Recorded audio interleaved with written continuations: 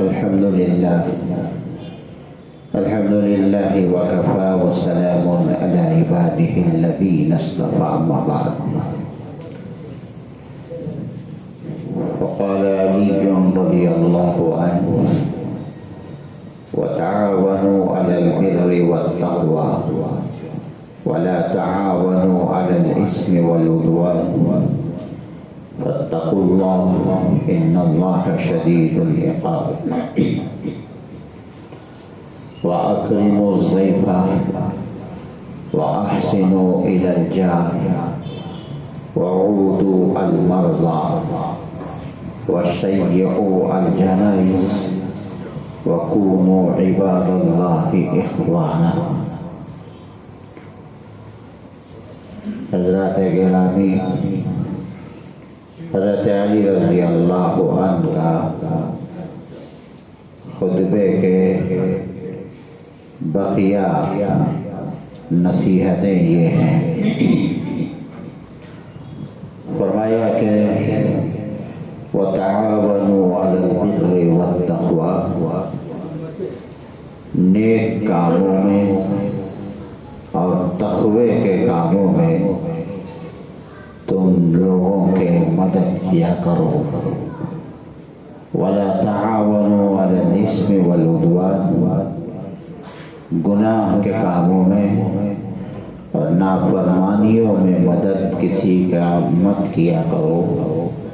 فاتقوا اللہ، اور اس سلسلے میں تم اللہ سے ڈرو. ان اللہ شدید العقاب، اس لیے کہ اللہ سخت عذاب اور سزا دینے والا ہوتا ہے. اور پھر آگے فرمایا وَأَكْرِمُوا الضَّيْفَ، تم مہمانوں کا اکرام کیا کرو. وَأَحْسِنُوا إِلَى الْجَارِ، پڑوسیوں کے ساتھ اچھا برتاؤ کرو. وَعُودُوا الْمَرْضَى، مریضوں کی عیادت کیا کرو. وَشَيَّعُوا الْجَنَائِزَ، جنازے کے پیچھے چلا کرو. وَكُونُوا عِبَادَ اللَّهِ إِخْوَانًا، اور تم آپس میں بھائی بھائی بن کر رہا کرو. یہ آپ کے خطبہ کے باقی جملے ہیں. سب سے پہلی بات فرمایا کہ نیک کاموں میں مدد کرو. جو حضرت علی نے آیت پڑھی وہ دراصل قرآن مجید کی آیت ہے جس میں اللہ تعالیٰ نے فرمایا کہ تم نیک کاموں میں اور تقوی کے کاموں میں لوگوں کی مدد کرو. برے میں اور نافرمانیوں میں کسی کی مدد مت کیا کرو. نیک کاموں میں مدد کرنے کا مطلب یہ ہے کہ جب وہ محتاج ہے، مستحق ہے اور اس کو قرض درکار ہے، اور اگر اس کو قرض نہ دی جائے تو پھر وہ سود کی طرف قدم بڑھائے گا، اور جانتے ہوئے پڑوس کہ میرا جو پڑوس ہے وہ مقروض ہو گیا ہے، اور میرا جو دوست ہے میں جس کو جانتا ہوں وہ مقروض ہو گیا ہے، اور اس کے پاس اللہ نے وافر مقدار میں مال و دولت بھی دی تھی، قرض دے کر اس کا بوجھ اتارا جا سکتا تھا، گناہوں کی طرف قدم آگے بڑھانے سے رکا سکتا تھا، اس کے باوجود وہ روکتا نہیں، وہ اس کو قرض دیتا نہیں ہے. تو پھر نیک کام پر مدد کرنا نہیں بولا جاتا. اس کو یہ ہے کہ اس کا بوجھ اتارنے کے لیے اس کی مدد کیا کرے، یا پھر گواہی دینا چاہتا ہے تو پھر صحیح گواہی دے. وَتَعَاوَنُوا عَلَى الْبِرِّ وَلَا تَعَاوَنُوا عَلَى الْإِثْمِ وَالْعُدْوَانِ، گناہ کے کام پر مدد مت کیا کرو، نافرمانی پر مدد مت کیا کرو کا مطلب یہ ہے کہ پڑوس جانتا ہے کہ اس سے کوئی جھگڑ رہا ہے، اپنے دوستی جتانے کے لیے پڑوس کا غلط طریقے پر مدد کرتا ہے، اور اس کو معلوم ہے کہ یہ جھوٹ بول رہا ہے اور جھوٹ بولنے میں مجھے دعوت دے رہا ہے اس کی جھوٹ پر شریک ہونے کے لیے، اور جانتے ہوئے اس کے ساتھ جھگڑے میں شریک ہو جاتا ہے یا جھوٹی گواہی دیتا ہے، جانتا ہے کہ میرا یہ رشتہ دار جھوٹی گواہی مجھ سے لینا چاہتا ہے اور مجھ سے جھوٹی گواہی دلوانا چاہتا ہے، اور جاننے کے باوجود جھوٹی گواہی اپنے دوست کی خاطر سمجھ کر دے، تو پھر یہ گناہ اور نافرمانی پر اس کو مدد کرنا ہوا، ابھارنا ہوا ہے۔ حضرات گرامی، حقیقت میں مدد کرنے کا زیادہ بسا اوقات رشتہ داروں سے زیادہ دوستوں میں ہوا کرتا ہے۔ دوست و احباب کے ساتھ ضرور ان کی مدد کی جائے اور ان کی مصیبت میں ضرور شریک رہے، لیکن اگر غلط طریقے کی وجہ سے، گناہ کی وجہ سے اس کے سر پہ مصیبت آئی ہے، اس کو مدد کرنے کے لیے شریک ہونا غلط بات ہے، گناہ کبیرہ ہے، اس لیے کہ اس نے غلطی کی ہے، اللہ کی نافرمانی کی ہے، اس پر شریک ہو کر اس کو بچانے کی کوشش کرنا یہ گناہ ہے، اور سستے دام میں اپنے سر پر گناہ خریدنا ہے۔ اس لیے فرمایا کہ برے کاموں پر ہرگز اپنے دوست کی مدد مت کیا کرو۔ نبی پاک علیہ الصلاۃ والتسلیم نے فرمایا جب کوئی بگڑا ہوا ہے تو تم سب سے پہلے انظر الی خلیل، تم اس کے دوست کی طرف توجہ کرو کہ من یخالل بہ، کہ یہ کس کے ساتھ دوستی کرتا ہے، اس لیے کہ آدمی کا بگاڑ ہونا دوستوں سے ہوا کرتا ہے، معاشرے سے ہوتا ہے۔ اسی لیے فرمایا کہ الصحبۃ تعصب ولو بالساعۃ، بروں کی صحبت اگر ایک لمحہ بھی کیوں نہ ہو ضرور اس پر اثر کرتی ہے، اور بادب با نصیب، اور صالح ترا صالح شود، صحبت صالح ترا صالح شود، جو نیک لوگوں کے ساتھ رہے گا وہ ضرور نیک بنے گا اور اس کے صحبت کا اثر ضرور ہوگا۔ تو اسی لیے نبی پاک صلی اللہ علیہ وسلم نے فرمایا کہ اگر کوئی خراب ہو گیا ہے، بگڑ گیا ہے، تو فرمایا کہ سب سے پہلے اس کے دوست کی طرف دیکھو کہ من یخالل بہ، وہ کس کے ساتھ دوستی کرتا ہے، اس لیے کہ الرجل علی دین خلیل، کہ دوست اپنے دوست کے طریقے پر ہوتا ہے۔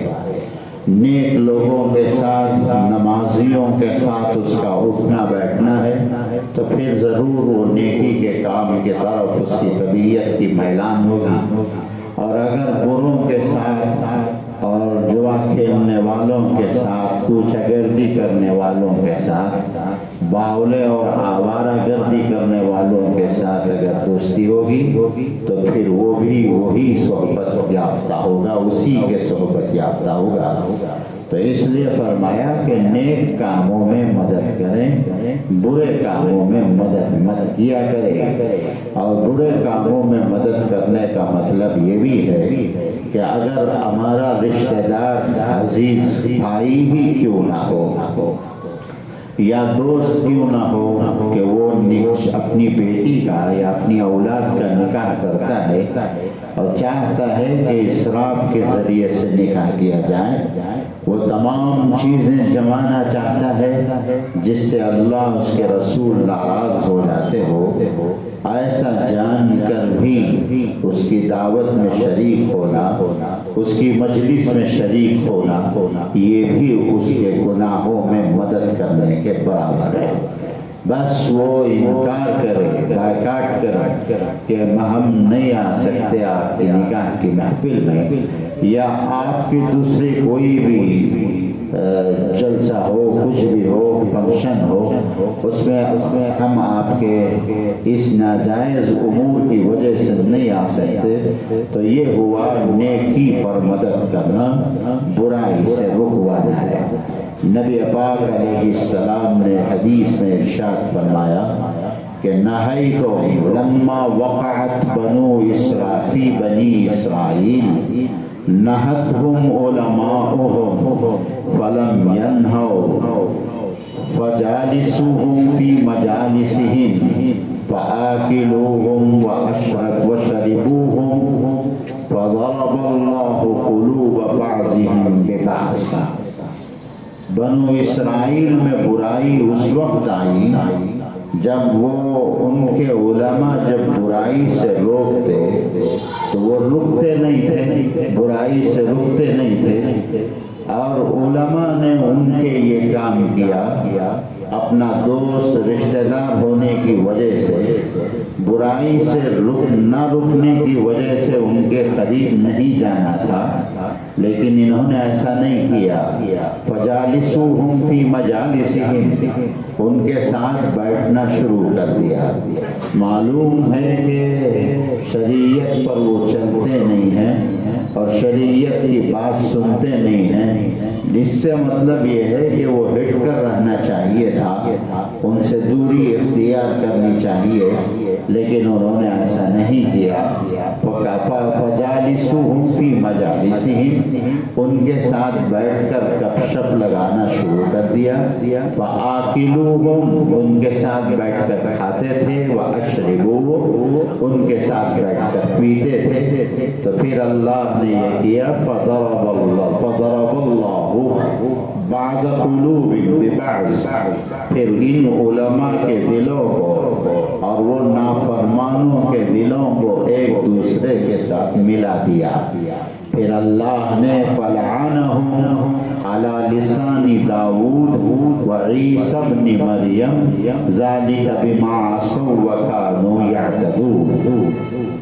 پھر اللہ تعالیٰ نے حضرت کے داؤد علیہ السلام کی زبانی اور حضرت عیسیٰ ابن مریم کی زبانی، اللہ نے ان لوگوں پر لعنت کی اور وہ حد سے تجاوز کیے جانے والوں میں شمار کیے جاتے تھے۔ اس لیے حضرات کے برے کاموں میں ہرگز مدد مت کیا کرے۔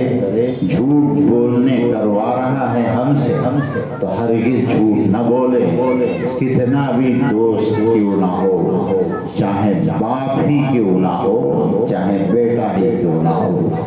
لا طاعت لمعصیت الخالق، حدیث میں ہے کہ اللہ کی نافرمانی میں کسی کی اطاعت نہیں کی جاتی، کسی کی فرما برداری نہیں کی جاتی۔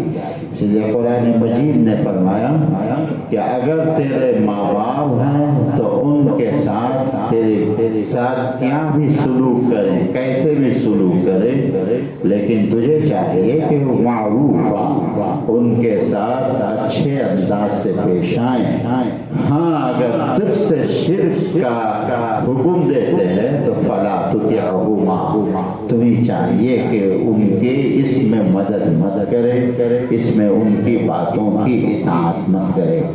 اگر کوئی باپ اپنے بیٹے کو گناہ کے کام کی طرف حکم دیتا ہے تو پھر بیٹے کو چاہیے کہ وہ باپ کی نافرمانی کر سکتا ہے، ہرگز نہ مانے کہ اگر باپ کہتا ہے بیٹے سے فلاں سے جھوٹ بولنے کا تو پھر ہرگز جھوٹ نہ بولے۔ اور اسی طرح گناہ کے کاموں میں مدد کرنے کے طریقوں میں سے یہ ہے کہ کسی کے سامنے غلط سفارش کرنا، غلط ریکویسٹ کرنا، یہ بھی گناہ کے کاموں میں مدد کرنا ہے۔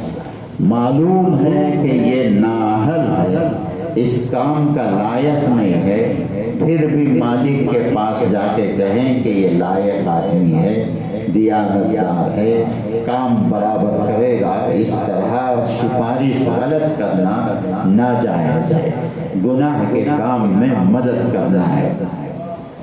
اس لیے کہ فرمایا کہ من یشفع شفاعتا حسنتا یکن لہ نصیب منہا ومن یشفع شفاعتا سیئتا یکن لہ کفل منہا۔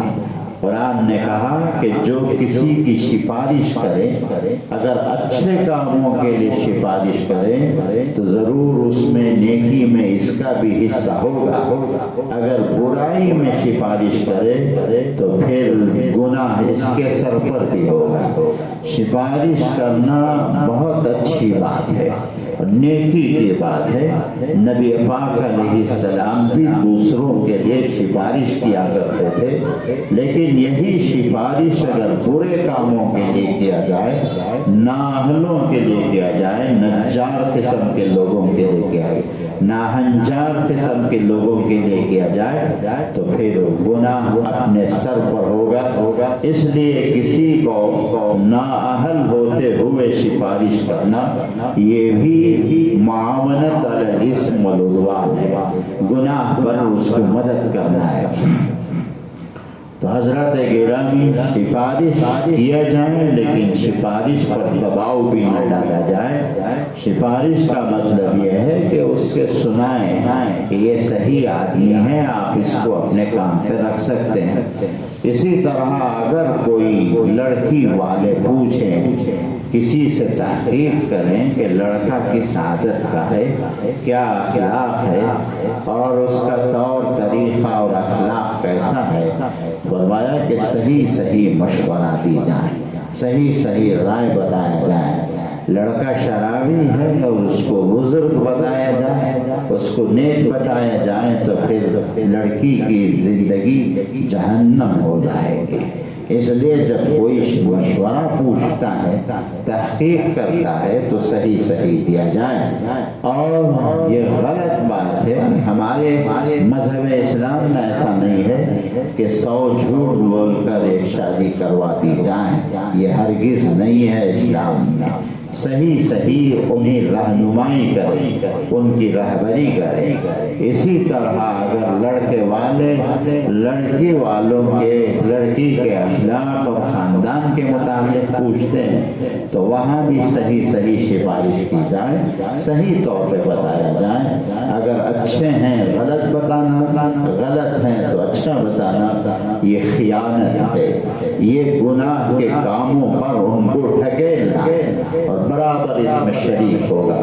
اور اسی طرح کسی کو پیسوں کی ضرورت ہے، ایسے لوگوں سے ملوائیں جو قرض حسنہ دیں، ایسے لوگوں سے نہ ملوائیں جو سود کو دیں، یہ بھی گناہ کے کاموں پر مدد کرنا ہے۔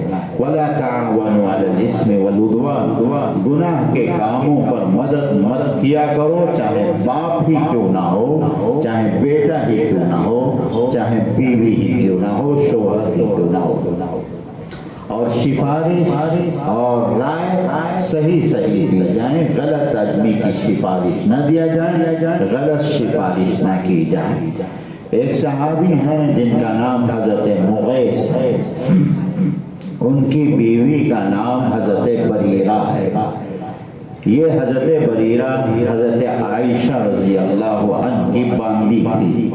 اور آپ کو میں مسئلہ بتاتا چلوں کہ جب کوئی کسی کا باندی ہے، آقا کو اجازت ہے کہ آقا کا اختیار ہوتا ہے کہ باندی کو جس سے چاہے شادی کر سکتا ہے، جس سے چاہے شادی کروا سکتا ہے، پوچھنے کی ضرورت نہیں ہے۔ لوگوں نے آج اس کو غلط سمجھ لیا، اپنی بالغہ لڑکی سے پوچھنے کا غلط سمجھتے ہیں، حالانکہ بالغہ لڑکی جب بالغ ہو جاتی ہے، اچھا برا امتیاز کر سکتی ہے، فرق کر سکتی ہے، تو پھر باپ کو اختیار نہیں ہے کہ اس کی مرضی کے خلاف کسی سے شادی کروایا جائے۔ یہ تمام مذاہب کی کتابوں میں لکھا ہے، اس لیے کہ حدیث ہی ہے، یہ ایسی ہے کہ جب بالغ ہو جائیں وہ خود اپنی شادی کی وکیل ہے۔ ہاں اگر وہ اپنے باپ کو بڑا بنا کر سامنے رکھتی ہے تو درست ہے کہ باپ وکیل بن کر شادی کروا سکتا ہے، اور یاد رکھیں کہ باپ کا وکیل دفتر پہ جو لکھایا جائے گا، ارے پرے کو وکیل نہیں بنایا جائے گا، باپ ہونا چاہیے۔ اگر باپ نہیں ہے تو دادا ہوگا، دادا نہ ہو تو چاچا ہوگا، چاچا بھی نہ ہو تو ماموں ہوگا، دونوں نہ ہو تو بھائی ہوگا، بھائی نہ ہو تو بیٹا ہوگا۔ کوئی غیر ہے اس کو وکیل بنا دیا جائے، یہ غلط ہے۔ تو لہٰذا لوگوں نے یہ سمجھ لیا کہ بیٹی سے نکاح کے متعلق نہ پوچھا جائے، حالانکہ شریعت تو کہتی ہے کہ اس کی رائے معلوم کریں اور اس سے ملیں۔ حدیث میں تو یہاں تک ہے کہ رسول اللہ صلی اللہ علیہ وسلم نے ایک انصاری صحابی سے فرمایا، انہوں نے جب پیغمبر سے سنایا کہ مجھے میری شادی فلاں لڑکی سے طے پائی ہے، اللہ کے نبی نے فرمایا کیا تم نے اس سے دیکھا ہے اپنے آنکھوں سے؟ انہوں نے فرمایا کہ میں نے نہیں دیکھا لڑکی کو۔ پیغمبر نے فرمایا کاش تم لڑکی کو دیکھ لیتے سامنے سے، تاکہ آگے تمہیں کوئی پریشانی کا باعث نہ بنے۔ تو یہاں تک اجازت دی ہے۔ تو لہٰذا باندی کا مسئلہ ہے کہ باندی کو پوچھنے کی ضرورت نہیں، وہ جس سے چاہے اس کا آقا شادی کروا سکتا ہے۔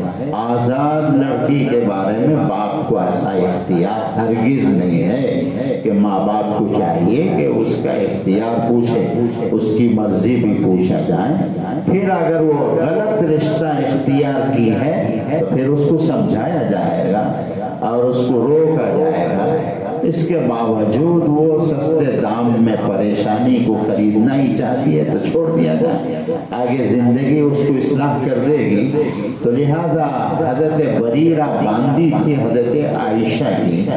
حضرت عائشہ نے جب انہیں آزاد کر دیا تو پھر حضرت عائشہ کی باندی حضرت بریرہ کا نکاح حضرت عائشہ نے مغیث سے کروایا تھا۔ حضرت مغیث رضی اللہ عنہ سے شادی کروایا تھا کہ حضرت مغیث بالکل کالے کلوٹے سیاہ فام تھے، یعنی اتنی شکل صورت اچھی نہیں تھی، خوبصورت بھی نہیں تھے، قبول صورت بھی نہیں تھے۔ لیکن بریرہ کے بارے میں روایتیں ہیں کہ وہ بڑی ذکی تھی، فطین تھی، بڑی چالاک تھی اور بہت خوبصورت تھی۔ لیکن جب حضرت عائشہ کی باندی تھی، حضرت عائشہ نے ان کا نکاح ایسے مغیث سے کروا دیا جو کالے کلوٹے سیاہ فام صحابی تھے۔ جب ایسی ویسی زندگی گزار رہے تھے مغیث کے ساتھ بریرہ، اور جب حضرت عائشہ آزاد کر دیے اور جب باندی کو آزاد کر دیا جائے تو پھر باندی کو اختیار مل جاتا ہے، چاہے تو اسی شوہر کے ساتھ نکاح قائم رکھیں، چاہے وہ نکاح توڑ لیں۔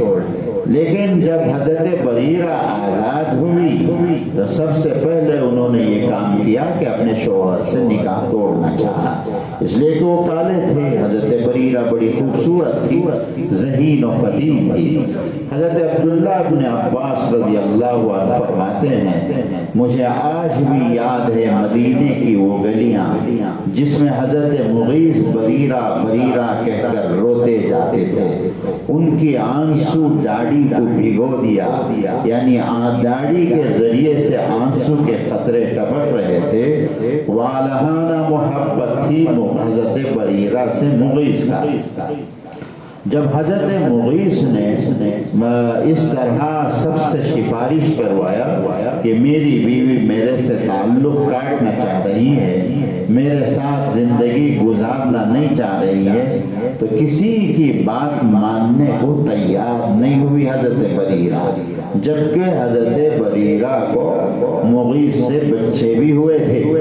اور جب یہ مسئلہ آگے بڑھتا نبی پاک صلی اللہ علیہ وسلم کے خدمت تک پہنچا تو پیغمبر نے فرمایا کہ یا بریرہ لرجعتہ فإنہ ولد ابوہ، فرمایا کہ بریرہ تم رجوع کر لو، یعنی اپنا خیال بدل لو، اپنا فیصلہ بدل لو، اس لیے کہ کم از کم یہ تو سوچو کہ یہ تمہارے بچوں کا باپ ہے۔ حضرت بریرہ نے پوچھا، اس لیے کہ ذہین بھی تھی، خوبصورت بھی تھی۔ فوراً حضرت نبی پاک صلی اللہ علیہ وسلم سے حضرت بریرہ نے پوچھا کہ یا نبی اللہ، یہ آپ کا حکم ہے یا آپ کی سفارش ہے؟ فرمایا کہ اللہ کے نبی نے فرمایا انما اشفع لا بحکم، فرمایا کہ بلا شبہ میں سفارش کر رہا ہوں، حکم کیسے دے سکتا ہوں؟ حالانکہ دے سکتے تھے، اس لیے کہ ہم سب ان کے غلام ہیں۔ صحابہ نے تو ان کا چہرہ، ان کی زندگی، پیغمبر کی زندگی سامنے سے پڑھا تھا۔ اس کے باوجود اللہ کے نبی نے جہاں شریعت نے اختیار دی، وہیں آپ نے اپنا اختیار چلوایا، بلا چیزوں کے، بلا ضرورت کی چیزوں میں اپنا فیصلہ نہیں ٹھوسا کرتے تھے، جیسے آج ہم کرتے ہیں کہ اپنے چھوٹوں کو اپنی مرضی پر چلنے پر ابھارتے ہیں، اپنا فیصلہ اس کے سروں پہ تھوپنا چاہتے ہیں، جس میں ہمارا اختیار ہی نہیں ہوتا ہے۔ تو فرمایا کہ پیغمبر، یہ آپ کا حکم ہے یا کہ آپ سفارش کر رہے ہیں؟ فرمایا کہ انما اشفع، بریرہ یہ تو میری سفارش ہے۔ تو حضرت بریرہ کہنے لگی جب تو مجھے اختیار ہے، میں مغیث سے مغیث کی شادی میں ہرگز نہیں رہوں گی، آخر کار طلاق کا انجام پایا۔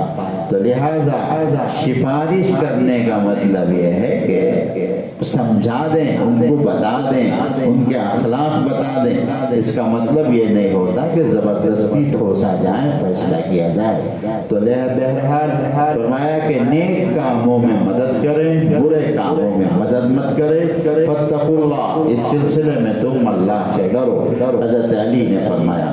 اور آگے فرمایا وَأَكْرِمُوا الضَّيْفَ، مہمانوں کا اکرام کرو، خاطر مدارت کرو، اگرچہ کہ مہمان آنے والا دشمن ہی کیوں نہ ہو۔ جب دشمن خود ہمارے چوکٹ پر قدم رکھ دے تو پھر اس کی مہمان نوازی کی جائے گی، اس کا اکرام کیا جائے گا۔ اللہ کے نبی نے فرمایا من کان یؤمن باللہ والیوم الآخر فلیکرم ضیفہ، جو اللہ پر اور یوم آخرت پر ایمان رکھتا ہے، اس کو چاہیے کہ وہ اپنے مہمان کا اکرام کرے اور اس کو کھلائے پلائے۔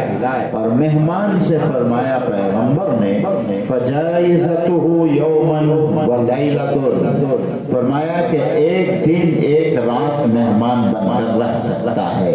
فما زاد بعد ذلك فهو صدقۃ، ایک دن سے زائد جو 3 دن تک رہے گا وہ صدقہ ہے۔ فلا يحل ان يسوى عنده الا ان يحجر، فرمایا 3 دن سے زائد اس کے گھر پہ ٹھہرنا جائز نہیں ہے۔ ہاں اگر آپ سے درخواست کی جائے مزید ٹھہرنے کا اور زبردستی کی جائے میزبان اور ٹھہرے رہو، یہ الگ بات ہے، اور اس کے علاوہ ہرگز نہ ٹھہرے۔ حضرات گرامی، مہمان کا اکرام ایسا عمل ہے جس سے صحابہ کی زندگی بھری پڑی ہوئی ہے۔ حضرت شیخ الحدیث زکریا علیہ الرحمہ نے اپنی کتاب میں ایثار صحابہ کے بارے میں بہت سی واقعات لکھے ہیں، اور مہمان کے اکرام میں حضرات صحابہ نے اپنے بیوی بچوں کو بھوکا تک رکھا ہے، جو حدیثیں ملا کرتی ہیں۔ اور ایک حدیث میں فرمایا پیغمبر علیہ السلام نے کہ مہمان الخیر اسرع الی البیت الذی یؤکل فیہ، فرمایا جس گھر میں مہمان کھانا کھاتا ہے وہ برکت اس گھر میں اتنی تیزی کے ساتھ آتی ہے جتنا کوئی اونٹ کاٹیں یا گائیں کاٹیں، چوری جتنی تیزی کے ساتھ ریگیں کاٹ دیتی ہیں، اس سے زیادہ تیزی کے ساتھ اللہ کی برکتیں اور رحمتیں میزبان کی گھر کی طرف لوٹتی ہے۔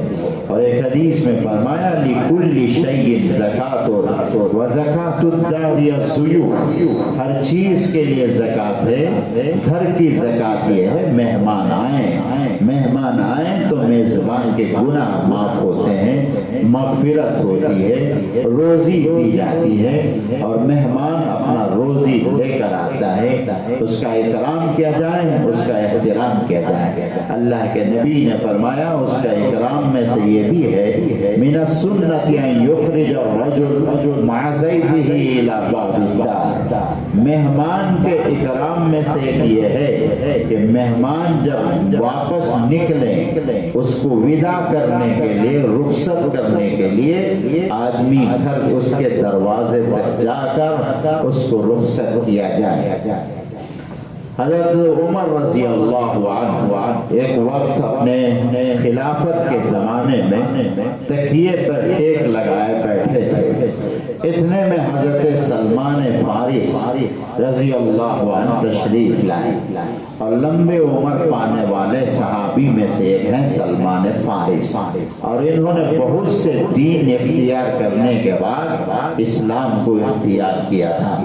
تو جب حضرت سلمان فارس تشریف لائے تو حضرت عمر رضی اللہ عنہ جس تکیے پر ٹیک لگائے بیٹھے تھے فوراً اٹھے اور ایک تکیہ ان سلمان فارس کی طرف آگے بڑھا دیا۔ حضرت سلمان فارس لے کر بیٹھے، اور بیٹھتے ہی بلا اختیار ان کی زبان سے یہ بات نکلی، سچ کہا اللہ اور اس کے رسول نے۔ حضرت عمر نے پوچھا کہ سلمان کیا فرمایا اللہ کے رسول نے؟ میں نے فرمایا سلمان فارس نے کہ میں بھی اسی طرح پیغمبر کی خدمت میں ایک مرتبہ پہنچا، اللہ کے نبی علیہ السلام ٹیک لگائے بیٹھے تھے، اور میں جب آگے بڑھا تو اللہ کے نبی نے ایک تکیہ اپنا ٹیک لگائے ہوئے تکیہ اٹھا کر مجھے پیش فرمایا، اور اس کے بعد فرمایا کہ سلمان اگر کسی مسلمان کا کوئی اکرام کرے، گھر آنے والے کا احترام کریں، تو اس میزبان کو اللہ مغفرت فرما دیتے ہیں، معاف کر دیتے ہیں۔ اس لیے حضرات گرامی، ایک صحابی نے پوچھا کہ پیغمبر ارأیت ان مررت برجل لم اخری ولم ازفنی، اللہ کے نبی ایسے آدمی کے بارے میں آپ کیا فرماتے ہیں، میں جب اس کے گھر پہ جاتا ہوں نہ تو میری مہمانی کرتا ہے نہ میرا اکرام کرتا ہے، ثم مر بعد ذلك، ایک وقت وہ جب میرے گھر پہ آنے کا اس کو موقع پڑ جائے، اس کو ایسا وقت لا لے کہ وہ میرے گھر کی طرف آئے مہمان بن کر، کیا خیال ہے آپ کا، کیا میں اس کا اکرام کروں، اس کی میزبانی کروں؟ جو میرا میزبانی نہیں کرتا وہ مجھے اپنے اکرام میں شامل نہیں کرتا۔ اللہ کے نبی نے فرمایا آخری، فرمایا تم اس کا اکرام کیا کرو، بدلے کے طور پر میزبانی کرنا مت چھوڑو۔ اس لیے حضرات، مہمان اپنا رزق لے کر آتا ہے اور میزبان کو رزق دے کر جاتا ہے، اس کے گناہوں کو معاف کروا کر جاتا ہے۔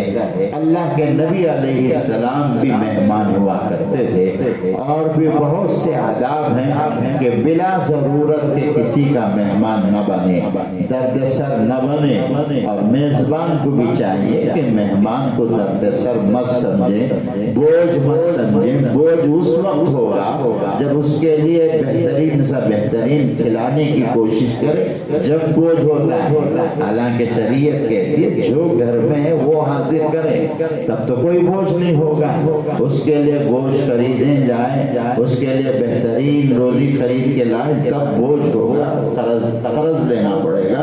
شریعت یہ کہاں کہتی ہے میزبان سے شریعت یہ کہتی ہے کہ جو گھر میں ہے وہ پیش کریں، پانی ہو تو پانی پیش کریں، کھجور ہو تو کھجور پیش کریں۔ یہ کہاں ہے کہ اس کو اچھے سے اچھے لا سکتے ہیں، اگر اللہ حیثیت دیا ہے ضرور کھلا سکتے ہیں۔ اس لیے میزبان کو چاہیے کہ مہمان کو بوجھ نہ سمجھیں، اور مہمان کو چاہیے کہ میزبان کا درد سر نہ بنے۔ وآخر دعوانا